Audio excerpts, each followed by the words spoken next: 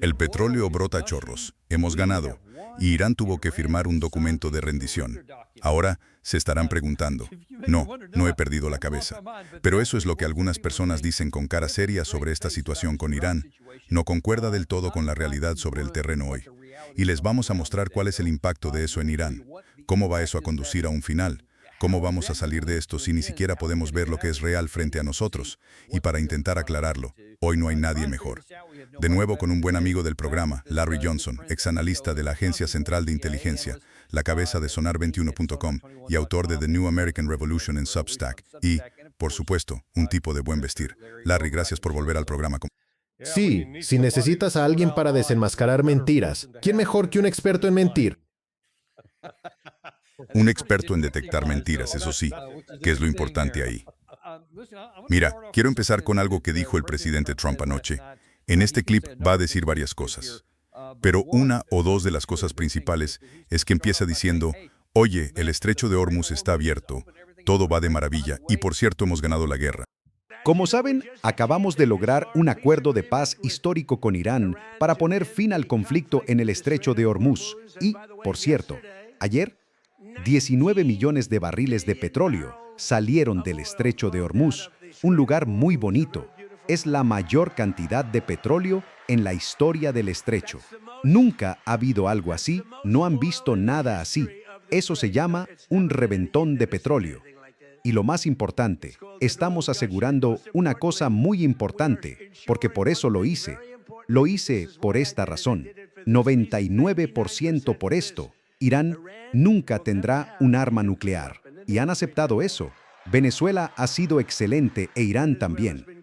Quiero decir, si Irán es razonable, son inteligentes. Si no, tendremos que terminar el trabajo, lo que llevará quizá menos de una semana. Pero estarán bien. Creo que harán lo que tienen que hacer porque queremos que se haga. Sí, así que el petróleo está brotando a chorros. Todo marcha bien. ¿Qué dice Mozart? Aparentemente, el problema está resuelto. Mentiroso. Es simplemente una mentira total. Bien, si salieron 19 millones de barriles, ¿qué los estaba transportando?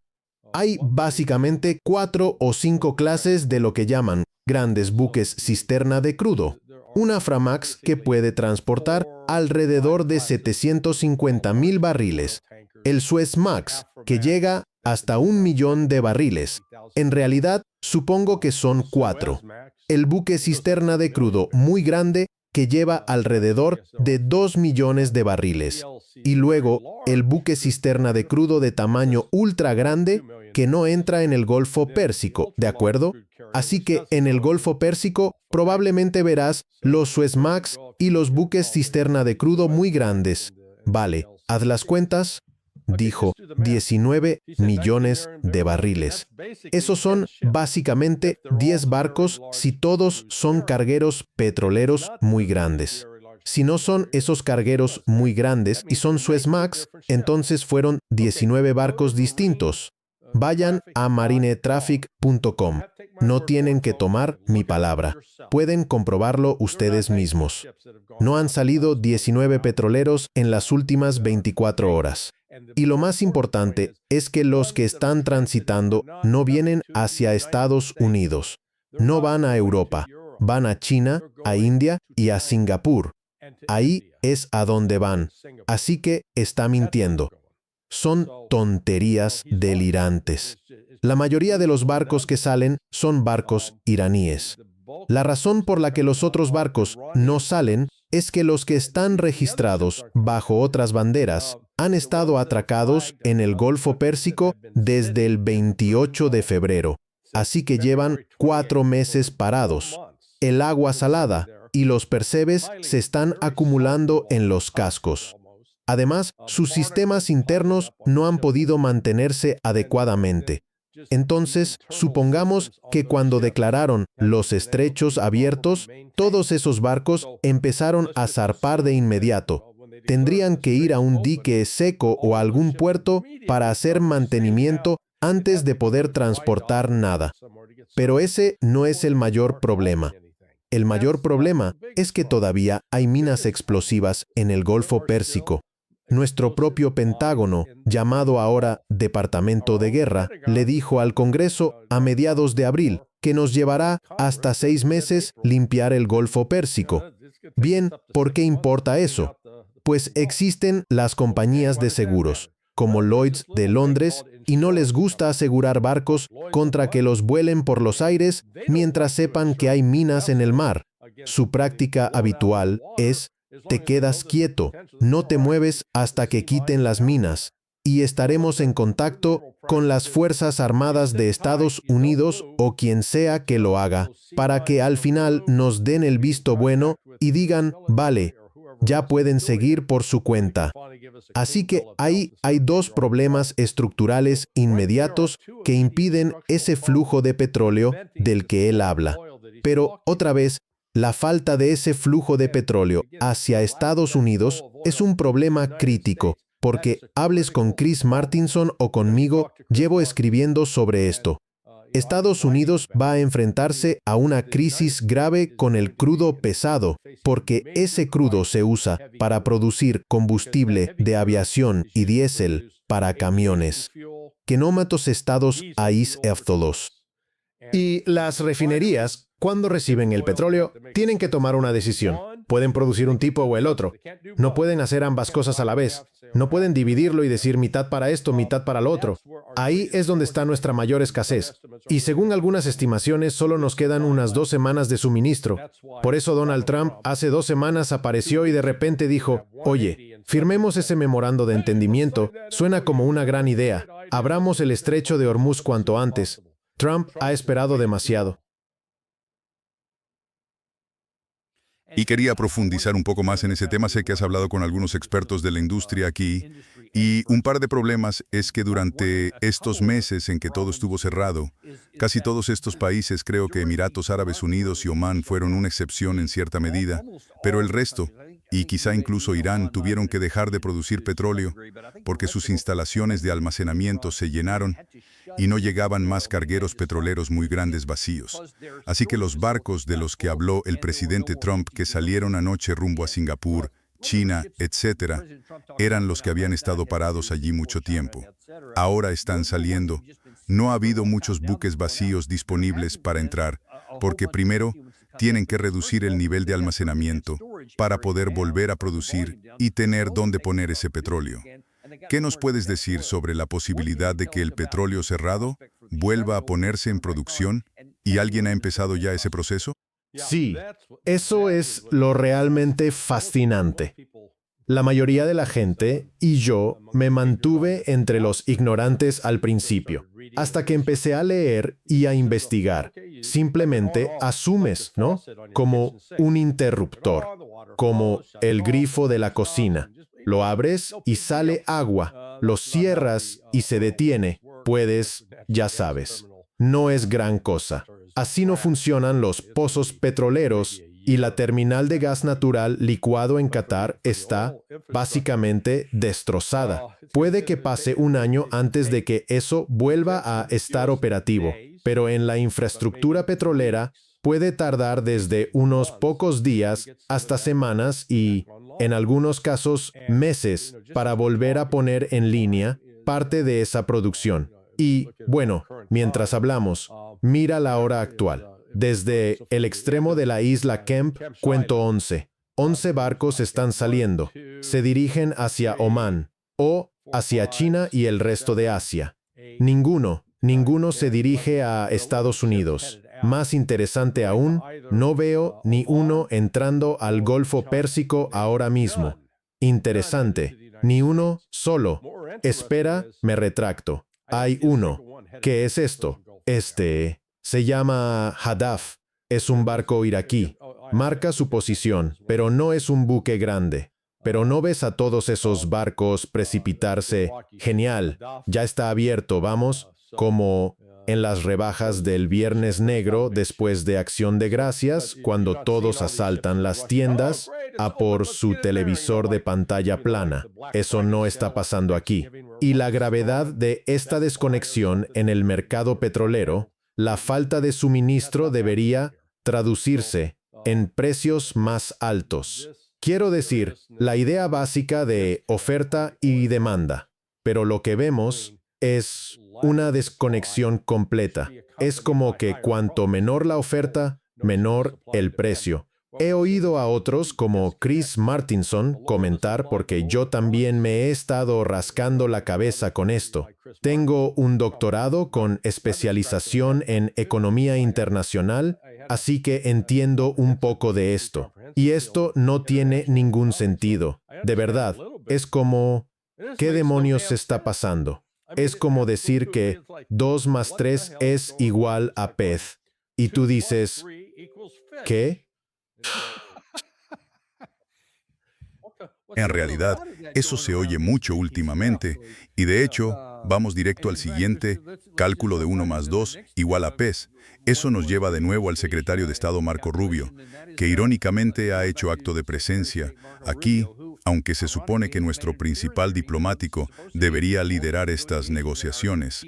Ha estado un poco desaparecido o escondido, como quieras verlo, pero finalmente apareció frente a una cámara y le preguntaron sobre uno de los puntos más controversiales de los que tú y yo hemos hablado antes, que Irán se aseguró de que fuera literalmente el número 1, el párrafo 1 del acuerdo de 14 puntos, que establecía un alto el fuego en todos los frentes, incluido Líbano. Si tiene que terminar en uno, tiene que terminar en todos. De eso han estado hablando. Hemos hablado de la dificultad de lograr que Israel haga eso, etc.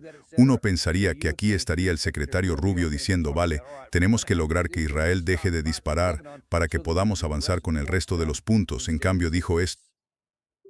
¿Está usted tratando de transmitir preocupaciones a los aliados aquí en la región? Eso sin duda surgirá en estas conversaciones. Y hay asuntos fuera del memorándum de entendimiento que ciertamente se tratarán, pero ese es uno que tendrá que abordarse. Se discutirá.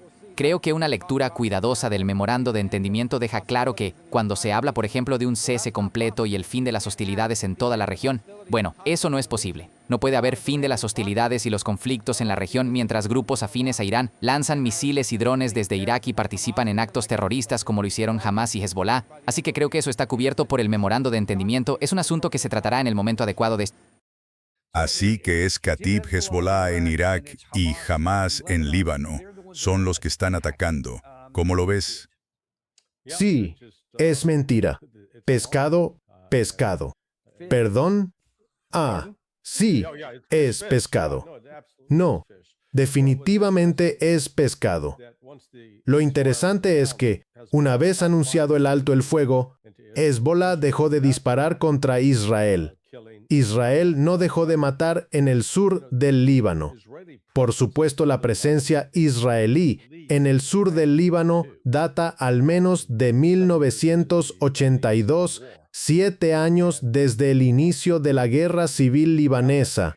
Y durante ese periodo llegaron hasta Beirut y luego se retiraban. Pero en realidad, durante la mayor parte de los últimos 40 años, han mantenido allí una franja, llamada zona de amortiguamiento dentro del Líbano, intentando mantenerla bajo su control.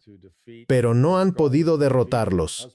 Su objetivo era vencer a Hezbollah, expulsarlos del territorio al sur del río Litani y tomar el control. Y Israel no ha logrado eso. Ahora siguen diciendo que van a intentarlo. Lo más probable es que, si insisten y vuelven a atacar en el sur del Líbano, entonces veremos a Irán responder militarmente contra objetivos dentro de Israel. Así que esta guerra puede reavivarse. Pero cuando Irán haga eso, Irán podrá alegar que no está violando el memorando de entendimiento, porque los Estados Unidos acordaron que Estados Unidos e Irán tienen la obligación de defender la integridad territorial y la soberanía del Líbano. Pues eso significa que cualquier presencia israelí allí viola la integridad territorial y la soberanía del Líbano. Y los Estados Unidos lo aprobaron. Así que Irán podrá decir que está plenamente dentro de sus derechos. Esto es lo que ustedes acordaron. Eso es lo que vamos a hacer. Ya veremos. Los acuerdos y cosas que son obvias, como 1 más 1 igual a 2, aparentemente están sujetos a interpretación. Así que se pueden convertir en pescado o en lo que sea que quieran.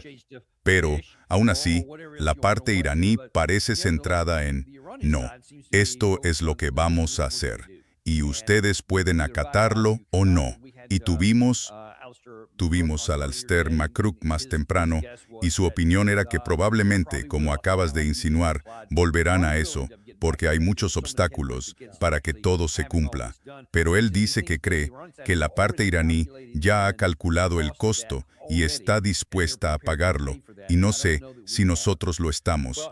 Y otra cosa a observar, como indicador es, si han empezado la rotación de las fuerzas de los Estados Unidos o el regreso al territorio continental de los Estados Unidos. Sé que las órdenes estaban redactadas y pendientes de firma desde hace 2 días, así que el mando de combate aéreo ha estado trabajando a toda prisa para lograrlo. Como sabes, para volar estos aviones, por ejemplo, llevar F-35 desde Amán, Jordania, de regreso a Destin, Florida, eso va a ser un viaje de unas 8,000 millas, dependiendo de la ruta que elijan. Podría ser más corto, hasta unas 6,000 millas. Esos F-35 tienen un radio de combate de unos 500 o 550 millas. Pueden tener un radio de transporte algo mayor, quizá hasta 600, posiblemente 700 millas. Pero aún así tienen que hacer una cosa. Tienen que volar del punto A al punto B que está en tierra, reabastecerse y volver a despegar. Y luego, en algún momento llegarás a un límite de tiempo en el que el piloto tendrá que bajarse y descansar, porque hay que considerar las horas de vuelo, o harán reabastecimiento en vuelo. La cuestión es que no se trata solo de que sean cazas muy rápidos y los pongan en ruta y en 12 horas termine el viaje. No. Probablemente tome unos 2 días por escuadrón para trasladar de regreso un escuadrón. Entonces lo que estás viendo es alrededor de un mes y medio para traer todo eso de vuelta a Estados Unidos. Pues bien, lo que eso significa para Israel en términos de su potencial, si está pensando en atacar a Irán, es que no cuenta con esa fuerza de respaldo de Estados Unidos en la que apoyarse. Y durante los primeros 41 o 42 días de esta guerra, que se inició el 28 de febrero durante el Ramadán, yo la llamo la Guerra del Ramadán, los israelíes dependieron 2/3 de su defensa aérea provenían de Estados Unidos, por decirlo así. Podrían haber usado el sistema David Sling y la cúpula de hierro y lo que fuera, pero no. Estaban contando con el sistema Patriot y el sistema de defensa antimisiles de área terminal de gran altitud. Así que esos sistemas representaban 2/3 de su defensa aérea. Bueno, eso ya se ha retirado. Tienen que tener eso en cuenta. Y luego los aviones cisterna, los KC-135 desplegados hacia adelante, que podían ser usados tanto por Israel como por Estados Unidos, es posible que ya no estén disponibles. Y encima está lo que empezamos a comentar sobre la escasez de combustible. Antes de que empezara esta guerra había un consumo normal. Las aerolíneas del mundo consumían cierta cantidad. Los camiones diésel usaban cierta cantidad para llevar comida a los supermercados. Así que supongamos que todo eso sigue igual. Es lo normal. Entonces viene esta guerra. ¡Pum! Hay un aumento repentino del combustible aéreo usado por los aviones de combate, y en particular, en un periodo de 40 días, una cantidad considerable. El sistema no estaba diseñado para esa demanda. Por eso, empezaron a recurrir a las reservas. Así que ahora volvemos a una situación donde regresa la repartición normal entre aviación y camiones diésel. Pero el suministro es escaso, y las refinerías tendrán que decidir a quién abastecer primero. Así que eso está en su mente.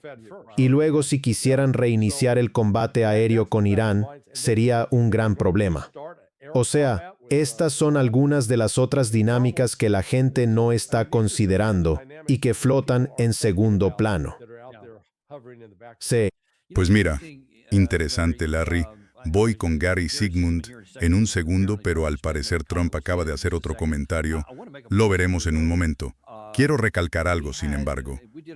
Hoy hicimos una entrevista con Tucker Carlson y la vamos a emitir mañana en nuestro programa. Estamos muy entusiasmados con esto. Increíble. Habla de muchos temas diferentes. Pero una de las cosas que dijiste que para mí fue lo más alarmante, no solo por cómo empezó la guerra, sino por cómo podría terminar, especialmente dadas las cuestiones que acabas de mencionar, es que habría consecuencias reales para nosotros económicamente y no solo militarmente, si alguna vez reiniciáramos la guerra o volviéramos a entrar en ella. Hablando racionalmente, nunca se debería llegar a ese punto. No deberíamos hacerlo, porque solo nos dañaría. No conseguiríamos ningún cambio militar. Pero Tucker nos dijo que habló con el presidente Trump 8 veces en las semanas anteriores a la guerra. La última fue el 27 de febrero, la noche antes del ataque. Dijo que no había hablado con él desde entonces porque no quería hacerlo, pero dijo que Trump estaba al tanto de todo esto, cosas que tú y yo hemos oído y de las que hablamos con Joe Kent, quien dijo que le dijeron al presidente Trump que el aparato militar no podía lograrlo, que eliminar al ayatolá no los haría colapsar y que cerrarían el estrecho de Hormuz. Él sabía todo eso, conocía el costo, y sin embargo lo hizo de todas formas. Así que me preocupa que ahora, en esta situación, podamos volver a una situación en la que sería irracional que él lo hiciera, pero que aún así lo haga. Eso es lo que más me preocupa. Sí, no puede descartarlo. Y, otra vez, siempre nos gusta creer que hay un análisis racional de costos y beneficios en marcha. Porque se supone que lo... Sí, esto es más como un jugador empedernido en un casino, hombre. Sabes, es como si pudiera sentirlo en los huesos. Voy a ganar. Solo tienes que lanzar los dados una vez más. Y, ya sabes, en ese juego de dados pierdes. Sí, te apartas y te preguntas, ¿qué haría falta militarmente, por ejemplo, para tener control total del estrecho de Hormuz y que Irán no pudiera interferir? ¿Hay una solución militar para eso? Bueno, sí, la hay. Pero entonces tienes que hacerte la siguiente pregunta. ¿Cuánto costaría? Y no hablo solo en términos de dólares. Hablo de pérdidas de sistemas de armas, de personal. Sería una lucha larga, sangrienta y devastadora. ¿Sabes? Y no sería rápido ni fácil, sería justo lo contrario. Y aún así no habría garantía. Quiero decir, Exacto, pero lo siento, Gary me acaba de hacer una señal aquí. Dijo que el presidente Trump acaba de decir algo sobre, de alguna manera, el bando iraní cediendo en lo del petróleo. Acaba de superar los $70. ¿Quién hubiera pensado que iba a pasar eso? Y eso es durante una guerra. Irán está portándose muy bien. Están aceptando todo lo que yo quiero. Y tienen que hacerlo. Si no, volvemos y hacemos lo que tengamos que hacer. Muchas gracias. Ellos, ya sabes, o sea, es simplemente una completa patraña. Voy a intentar suavizarlo y evitar mi impulso de hablar como Donald Trump. Ya sabes hablar como Donald Trump. Mira, él está hablando del mercado de futuros del petróleo. Oh, ha bajado a 70. Mira el precio real que están pagando cuando estos barcos descargan petróleo. Sigue rondando los $140 por barril. Y recuerdas que ayer tuiteó anoche una queja sobre los ejecutivos de las compañías petroleras. Están dejando el precio de la gasolina, de forma no oficial, alto. Tiene que bajar. Vamos a abrir una investigación del Departamento de Justicia contra ellos. La razón por la que está alto es porque ellos están lidiando con la realidad, no están lidiando con esta fantasía. Y otra vez, la necesidad narcisista de Trump de decir, eres el jefe más inteligente, eres el mejor, nadie es mejor que tú, Dios santo, cuando tienes que mentir hasta ese punto para alimentar el ego de un hombre. Pero en realidad, en 2 o 3 semanas, lo más probable es que haya una crisis en el suministro de combustible diésel para aviación. Y eso es algo que la gran mayoría de los estadounidenses no entiende, porque hemos estado vaciando la reserva estratégica de petróleo. No solo nosotros. Todo el mundo ha estado agotando sus reservas con la esperanza de mitigar los efectos de la escasez. Pero otra vez, como dijimos al principio, sí, el estrecho está abierto, Pero eso no significa que haya barcos allí que puedan cargarse de petróleo y que luego, aunque se cargaran hoy y pusieran rumbo al puerto, tarden, ya sabes, 2 meses en llegar, por ejemplo, a San Francisco, y entonces, una vez que el petróleo llega, tienes que refinarlo. Oh, espera, los californianos cerraron todas las refinerías por motivos ecológicos. Buena suerte con esos coches eléctricos. Probablemente serían tu única salvación. Por eso digo que esto no es solo apagar y encender un interruptor para que las luces vuelvan. Sí, ya veremos cómo va a salir eso. Y acabo de mostrarles que los futuros de septiembre estaban en 69. Quizá eso es a lo que se refería. Esto es el precio actual. A estas alturas, incluso ha bajado un poco. Este es el precio al contado en este momento. Y después de bajar sigue en 106. Veremos si eso se iguala a la realidad o no. Ha bajado, pero eso, cuando hablas de petróleo, él no habló de eso. Eso es lo que estamos pagando físicamente. Si pones, un barril de petróleo en un petrolero en alguna parte, eso es lo que pagas, no 79 ni 69. Así que es algo que mucha gente no entiende realmente. Es algo complicado, supongo, pero de eso es de lo que hablamos, de la realidad. Ahora, desafortunadamente, voy a volver al tema marítimo. Ya veremos. El presidente Trump acaba de decir que están haciendo todo lo posible. Dijo simplemente, quiero que lo hagan. Y uno se pregunta, ¿incluye eso al estrecho de Hormuz y el tema de los peajes? Porque Rubio planteó esa pretensión sobre lo que debemos exigir. Bueno, esa es la ley. Es una vía navegable internacional. Ningún país puede cobrar peajes o tasas en una vía navegable internacional. Eso es derecho internacional vigente. Así es en todas las vías internacionales del mundo. Y así esperamos que sea aquí. Así que no creo que haya a quien convencer al respecto por aquí. Creo que todos los países de la región estarían de acuerdo con nosotros. Vamos, Larry, ¿a eso quieres llegar? La ley dice que nadie puede cobrar una tasa allí. Y ahora resulta que decimos que podemos iniciar una guerra que viola la ley. Podemos volar barcos en el Mar Caribe. Eso viola la ley, pero ellos tienen que cumplirla. No importa lo que diga el memorando de entendimiento. No pueden hacerlo. ¿Qué dices?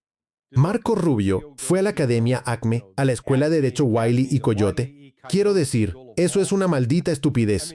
Las aguas territoriales, según la ley, se definen como 12 millas náuticas desde la línea de base, básicamente desde la costa. Eso significa que el estado costero tiene plena soberanía sobre el agua, el lecho marino, el subsuelo y el espacio aéreo, de forma similar a su territorio terrestre.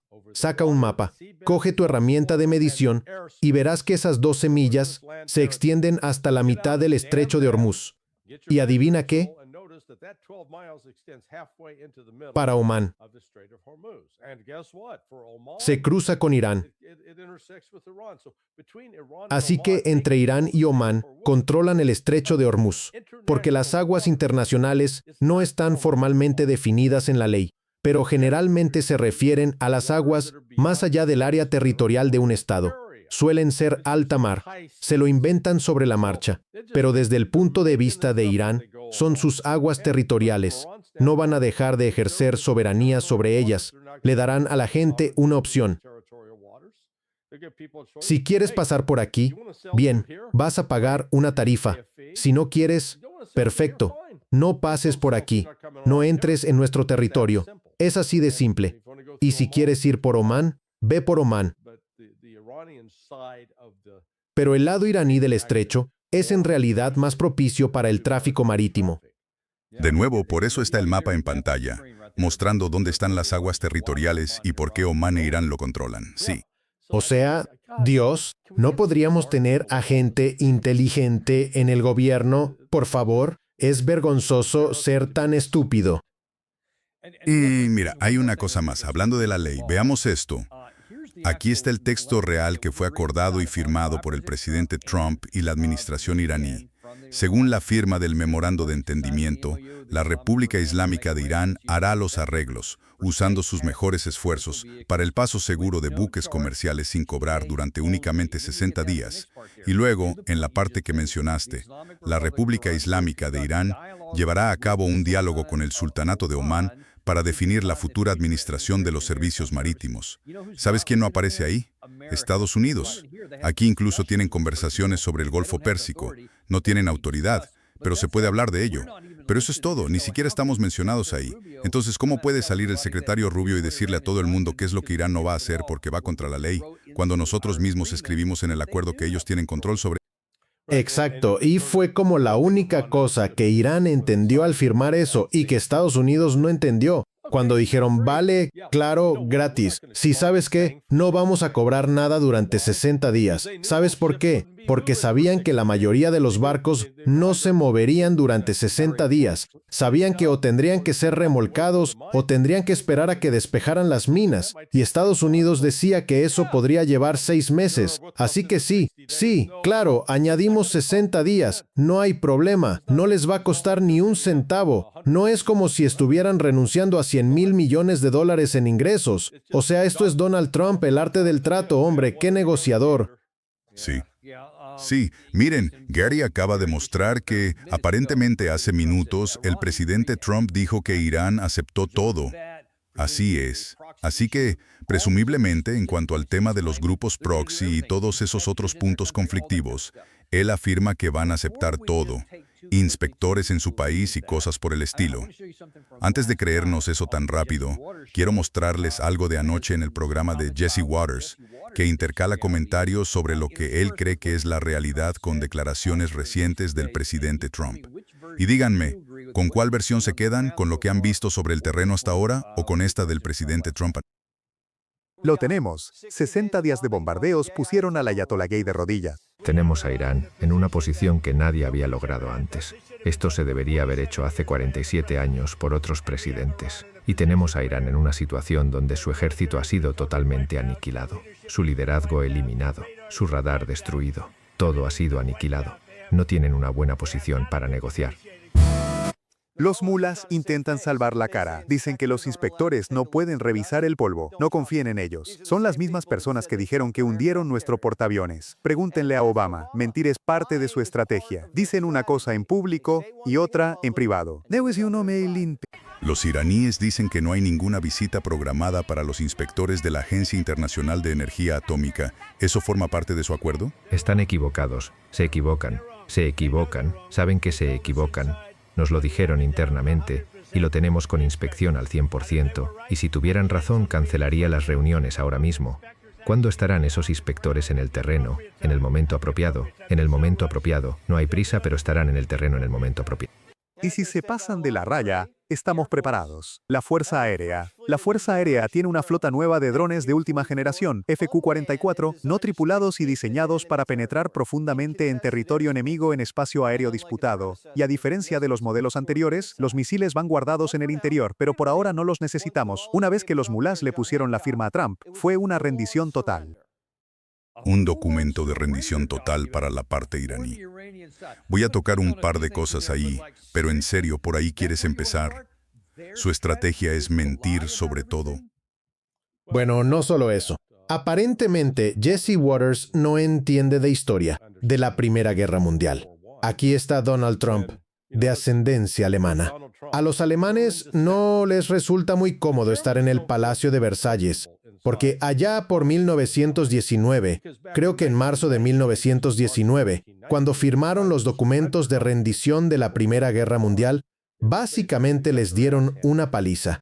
Y yo diría que, una vez más, Donald Trump, al firmar un documento en Versalles, no estaba canalizando a los aliados victoriosos de marzo de 1919. Estaba canalizando a los alemanes que fueron derrotados en ese documento de rendición. Si vuelves y miras lo que los iraníes exigieron desde el principio, digamos alrededor del 5 de abril, y que llevó al alto el fuego final acordado alrededor del 15 de abril, pidieron 5 cosas. Querían alivio de las sanciones. Pues, ¿adivina qué? Ya consiguieron alivio de sanciones. Hemos levantado las sanciones al petróleo. No alivio total, pero sí recibieron algún alivio. Querían que se descongelaran sus activos. Bueno, en realidad los activos han sido descongelados, aunque Trump dijo que no les daríamos ni un centavo. La realidad es que tanto los saudíes como los cataríes le dijeron a Irán el domingo, les damos los $12,000 millones.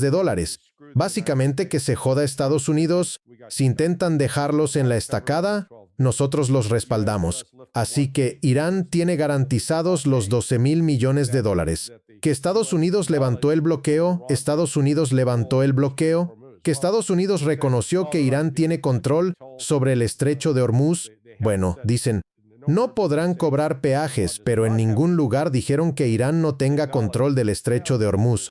Admiten sí, que Irán tendrá algo que decir, pero luego, lo último y más importante, un alto el fuego en el Líbano. Esas fueron 5 de las 9 cosas en ese memorando de 14 puntos.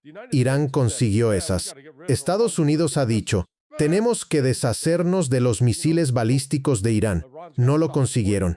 Así que Irán tiene que dejar de apoyar a Hezbollah y a Hamas. No lo consiguieron. Así que ve bajando la lista. En Estados Unidos no hay ni una sola cosa que Trump planteó como objetivo al inicio de esta guerra y que Estados Unidos ha conseguido. Y aún así, anoche miré Fox News solo para ver cómo lo explicaban. Dios, qué montón de imbéciles delirantes. Perdón por el lenguaje. Pero, Dios mío, sentarse ahí y mentirse a sí mismos. ¿No lo hicimos de maravilla? Vaya, esos iraníes están en retirada. Y ya sabes, los iraníes han estado ganando hasta ahora. Y no fue Irán quien vino suplicando a Washington, diciendo, ¿podemos reunirnos? ¿Podemos? Sí, denos un acuerdo. Firmaremos cualquier cosa. Solo paren los bombardeos. No, no dijeron eso en absoluto. Fue Estados Unidos el que sufrió pérdidas importantes de equipos críticos, sistemas de radar esenciales y, digamos, sistemas de defensa espacial que fueron destruidos. Estaciones terrestres que desempeñaban un papel clave en la defensa espacial han sido desactivadas. Sí, ya veremos. Veremos si las cosas realmente ocurren, si el presidente Trump logró o no que aceptaran todo. Estoy bastante seguro de que no va a pasar. Mira, sé que hoy vas un poco justo de tiempo. Quiero, muy rápido, tocar otro tema, para conocer tu opinión. Ha habido un aumento de confianza y arrogancia, por decirlo así, por parte de Volodymyr Zelensky en la guerra contra Rusia. Y uno se pregunta por qué de repente está tan crecido. Porque ha estado diciendo, oye, Moscú arderá si ustedes no hacen lo que decimos. Y está cumpliendo eso con algunos drones y otras cosas, entrando en San Petersburgo y Moscú. Recientemente dio un ultimátum a Bielorrusia, que dejen de ayudar a Rusia con cierto equipo de señalización, o él entrará y lo hará dentro de Ucrania. Perdón, dentro de Bielorrusia. Y como respuesta, Vladimir Putin, hace un par de días, se dirigió a unos cadetes y lanzó esta dura advertencia. El potencial de conflicto ha aumentado significativamente en varias regiones del mundo, incluida Eurasia. Vemos que si antes los países de la Organización del Tratado del Atlántico Norte se limitaban a apoyar al régimen de Kiev, que llegó al poder por medios armados ilegales y un golpe de Estado, ahora en Occidente dicen abiertamente que se están preparando para la guerra contra nosotros y aumentan sus presupuestos de defensa. Para justificar este gasto y la radical militarización de sus estados, los líderes de la Organización del Tratado del Atlántico Norte y de la Unión Europea siguen, como antes, recurriendo a afirmaciones falsas sobre una supuesta amenaza militar de Rusia. ¿Qué opinas de eso? En el programa de Tucker Carlson, en nuestra entrevista con él estaba realmente preocupado por eso. Alguien que él había entrevistado en su programa dijo lo mismo. Karaganov lo había dicho en el programa de Glenn Dyson. ¿Qué opinas? ¿Es realmente posible que Rusia ataque Europa Occidental? Oh, absolutamente. De hecho, creo que las probabilidades son que probablemente hacia finales de septiembre, incluso tan pronto, podríamos ver a Rusia atacar el Reino Unido y esas fábricas. Apuntarán a instalaciones militares e industriales que están fabricando esos misiles y drones que están matando a civiles rusos, ¿sabes? Y el argumento de Sergei Karaganov de intentar restablecer el miedo disuasorio. Ahora bien, lo que ha pasado es que Occidente y Vladimir Putin de Rusia tienen parte de culpa en esto, creo, porque él ha sido paciente y se ha evitado una escalada. Pero pregúntate, ¿cómo reaccionaríamos nosotros en Estados Unidos si supiéramos que los cárteles de la droga en México, el cártel de Sinaloa, han estado lanzando drones que han impactado en Phoenix, Tucson, Brownsville, Texas y San Antonio, y que están matando a civiles estadounidenses, y que China es quien los está suministrando. ¿Crees que nos quedaríamos de brazos cruzados diciendo, bueno, China es China? No, no, los amenazaríamos con la guerra. Sería una amenaza de guerra nuclear. Nos están atacando. Ahí es donde está Rusia ahora. Y ahí es donde Karaganov no es ningún lunático. En Occidente podrían presentarlo como un viejo chiflado. Conozco a Sergei. Pasamos como 3 días con él. Y su esposa nos hizo de guía a Alistair Crook, a mí y a la esposa de Alistair. Pero Sergei no es un tipo loco. Es un académico reflexivo. Se toma distancia y lo analiza racionalmente. Y por eso lo digo. Míralo desde el punto de vista de un estadounidense.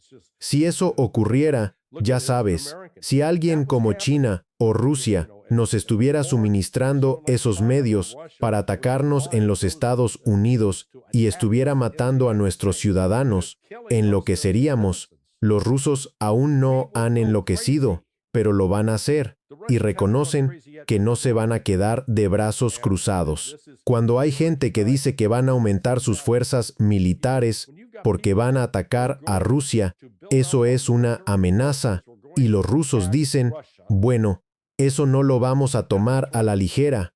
Ushakov, uno de los principales asesores de Putin, lo ha dejado muy claro. Todo eso de lo que hablamos con Trump en Anchorage el pasado agosto está muerto. Se acabó, ya no. Ha habido indicios de que podrían enviar de nuevo a Witkoff y a Kushner. No sé qué diablos van a ir a decir, porque, ya sabes, si yo fuera Putin, diría, dejen de suministrar todos los drones y la inteligencia a Ucrania. Entonces, consideraremos hablar con ustedes. Si no, que se vayan al diablo. Sí, es difícil ver cómo va a ser, de todos modos. Es decir, tu analogía es muy acertada. Y la yuxtaposición de Karaganov y otras personas con las que habló Tucker Carlson y que hemos mostrado aquí es bastante lógica y racional. Y luego tienes esa yuxtaposición de 1 más 2 es igual a Apex en nuestro bando.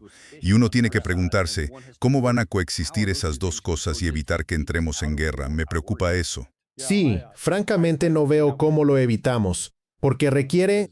Tenemos una cultura beligerante en el Senado, y es una beligerancia bipartidista. No importa si hablas de republicanos o demócratas. Y la animosidad dirigida contra Rusia, esa animosidad irracional, no hay voluntad de contemplarla. Quizá los rusos tengan algo de razón sobre el papel que Estados Unidos ha desempeñado en los últimos 30 o 36 años al agitar y crear conflictos e intentar socavar a Rusia en lugar de trabajar realmente como socio, incluido nuestro papel en hacer explotar el gasoducto Nord Stream, por ejemplo. Así que Estados Unidos no es una fuerza benigna, es una fuerza maligna respecto a Rusia, y los rusos empiezan a darse cuenta de ello. Y eso puede terminar por sacrificarnos a nosotros, los estadounidenses comunes, y hacernos pagar por esta locura. Pero Wilson, sé que tenemos que dejarlo ahí. Me encantaría seguir, pero sé que tienes que ir a hacer otro programa, así que te agradezco mucho el tiempo. Y esperamos verte muy pronto, la semana que viene, ojalá. Gracias, Dani. Siempre un placer, amigo. Y nosotros también apreciamos a ustedes. Además, como mencioné un par de veces, asegúrense de sintonizar mañana a las 10 de la mañana en nuestro canal. Van a ver nuestra primera entrevista con Tucker Carlson. Les digo, no se la pierdan porque tiene cosas explosivas que decir. Ha desarrollado algunas de las cosas que ya tuvieron mucha repercusión en los medios durante los últimos días. Va a darle más fuerza y profundizar en algunos de esos puntos. Y no querrán perdérselo. Tucker Carlson en nuestro programa mañana a las 10 de la mañana. Muchas gracias, amigos, y nos vemos entonces en el Daniel.